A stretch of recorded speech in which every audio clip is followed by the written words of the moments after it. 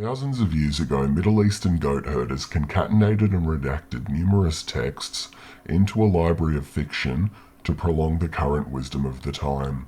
One of those tales emphasizes the problem with the theory of an eye for an eye, the law of retaliation, whereby a punishment resembles the offence committed in kind and degree. If you take the eye of another, you shall have your eye taken as punishment, and then the universe shall return to balance. As you can imagine, if you inflict the punishment upon a person, which that they act upon another, there is a specific pattern that will appear, and a series of events that is certain to occur. 1, 2, 4, 8, 16, 32. If a member of your clan takes the eye of a member of my clan, we shall band together and take an eye from 2 members of your clan, and so the sequence begins. At what stage do we class the debt of an eye for an eye as paid? If my brother and I are on bad terms, and I am the one to take the eye in retribution, is my brother then not welcome to his own revenge? If he feels that the debt has not been paid, is he still entitled to claim an eye for himself? If my brother also takes an eye, is the person with no eyes left welcome to take an eye for themselves, as twice the punishment has been inflicted upon them? So far in this conversation, I have not explicitly attributed guilt, whether it be in the form of a feeling of regret or the form of being responsible for an action that has occurred. Are there any actions that can be acted upon a person that causes harm to said person without the acting party being labelled guilty? Is there an amount or a level of harm that can occur to a person without there needing to be an attribution of guilt? Is there such a thing as a mistake? Does the phenomena actually exist, or are there just actions that occur without any malicious intent? How simple would an action that causes harm have to be for it to be classified as a genuine mistake, and that action require no guilt on the part of the actor? Even if the action is the result of some spontaneous generation, there is always a mechanism or a series of subsystems acting in concert. This does not require vision of a fruitful outcome, or necessarily imply that the action was commenced due to a perceived notion that it would yield an advantageous outcome. There need not even be any design or foresight. It may just be the result of having different objects together within the same field. Should the consequences of a harmful action differ due to the action being committed with or without malicious intent? In each of the circumstances, there is still a net deficit from the action occurring. Do each of these circumstances require some form of recompense, and if so, to whom? If there is an explicit attribution of guilt, and an eye is taken by the first party to find the guilty party, does that forfeit all parties from claiming revenge on the guilty party? What if a completely neutral third party takes the eye via a misguided act of vigilantism? Would that render all perceived debts as null and void? If a person was born into Clan A and then left Clan A to join Clan B, would either clan be entitled to recompense if the person found their way to an untimely demise at the hands of another? Would the family in the clan that the victim was born into have any claim to take the life of the actor, or is the only valid debt payable to the clan that the victim jumped ship to join? Is the party with the valid claim only entitled to the value of the life up until the point that it was extinguished, or should there be payment for the future works that were going to be produced by that victim? Is there a dollar value that you can take from the actor or their comrades as compensation for crimes committed? Is there an amount of charity or labour that can be exerted to tilt the scales back to equilibrium? This line of reasoning brings us to the proposition of the value of life.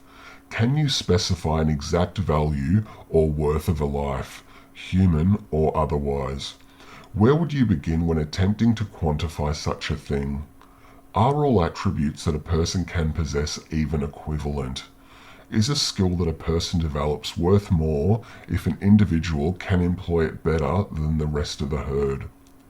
Are any of these qualities suitable candidates to define worth, or is it the circumstances that we find ourselves in what determines our worth? Is the life of an alcoholic equivalent to the likes of Einstein?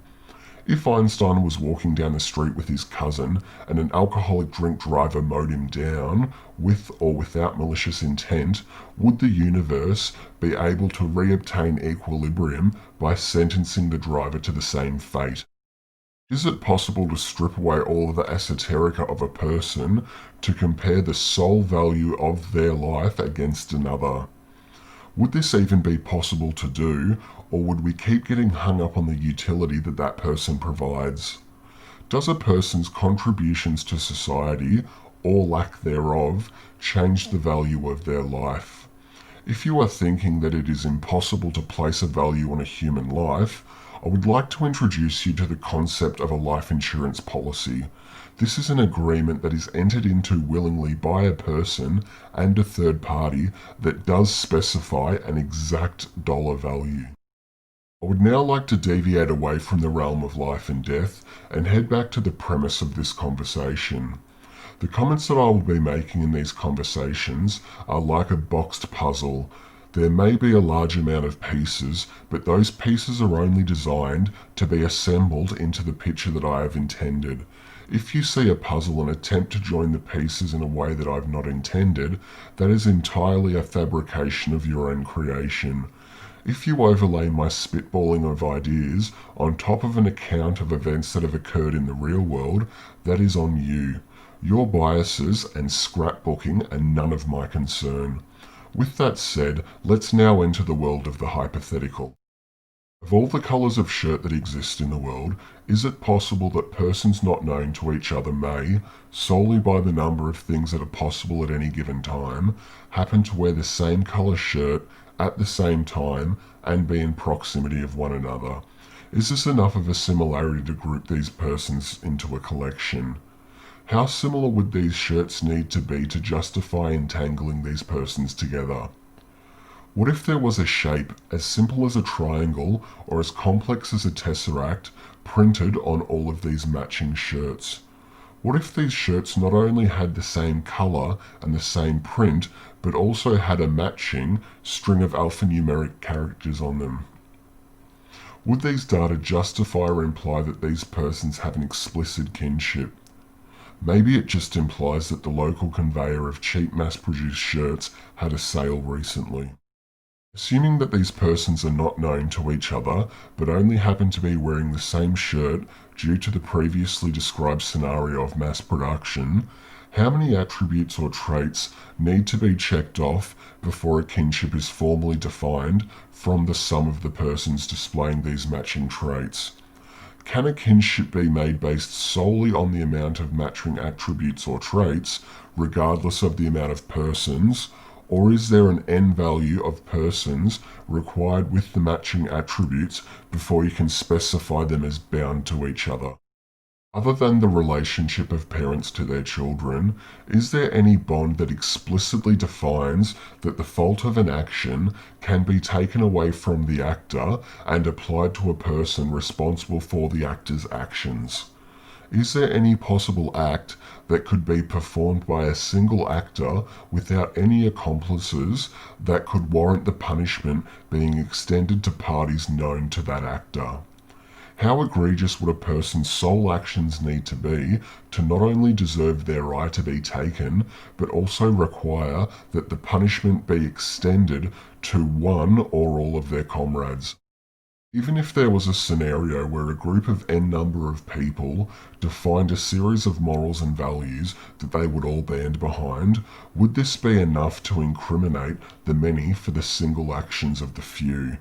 How many of these persons would it take to be acting in concert to justifiably vilify the entirety of the group?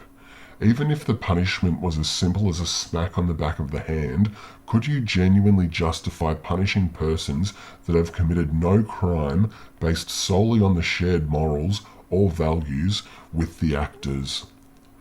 What if the punishment were more complex, like death? Could you bear that cross and sign your name to that decision? What is it that possesses person A when they see person B run afoul of person C that makes them go out and commit a malicious action against person D, when person A has no explicit relationship with persons B, C, and D? It may sound silly when broken down into such a simple scenario, but this sort of thing happens all the time, and it is silly. When a harmful action is committed against our kin, it is only natural to be enraged with the thirst for revenge, but we need to remember that sometimes it is morally wrong to quench that thirst. It is not always easy to remember the premise of innocent until proven guilty, but we have to do so and not succumb to the temptation of defining guilt solely in the court of public opinion. To be granted the mercy of a fair trial in front of a jury of one's peers, we must grant that mercy to all others, no matter how guilty they appear prima facie. I would like to finish up with a quote that is appropriate now more than any previous point in history thus far. This quote is by the fictional character Mark Corrigan, and it goes like this. Listen, while we're at it, there are systems for a reason in this world. Economic stability, interest rates, growth. It's not all a conspiracy to keep you in little boxes, all right? It's only the miracle of consumer capitalism that means you're not lying in your own shit, dying at 43 with rotten teeth, and a little pill with a chicken on it is not going to change that. Now, come on. Fuck off. We will not waver. We will not tire. We will not falter. And we will not fail.